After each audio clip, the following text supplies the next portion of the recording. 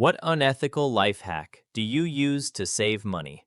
I'll admit it, my hack isn't something I'm exactly proud of, but it works, and no one's really getting hurt. Here it is.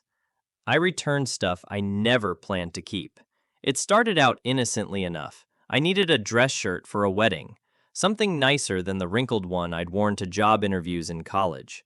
I couldn't afford to drop $80 on something I'd wear once, so I bought it, left the tags on, wore it carefully, with an undershirt to avoid sweat, and returned it 2 days later.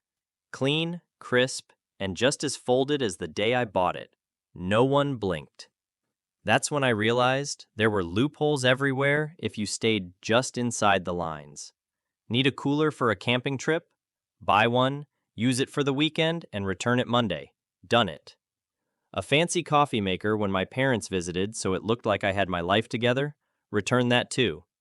There are rules, sure. I never damage anything. I keep packaging pristine. I know the return policies inside out, who checks closely, who doesn't, and which stores are no questions asked. Big box stores are the gold mine. They build this into their loss margins. At least, that's how I justify it to myself. I also do that thing with subscription trials. Signing up with burner email accounts for the free 30-day period, then canceling before the charge hits. Rinse, repeat. I've watched entire shows on streaming platforms without ever paying a cent. If a service starts asking for a phone number or credit card verification, I usually just move on to the next one. Is it unethical? Probably. Is it illegal? Technically, no. I'm not stealing, just borrowing. Exploiting the cracks in the system. I'm not doing it out of greed either, just trying to stretch my paycheck a little further. And sometimes, you just want to enjoy life without the price tag. I've told a few friends, some think it's genius. Others raise an eyebrow, but don't press.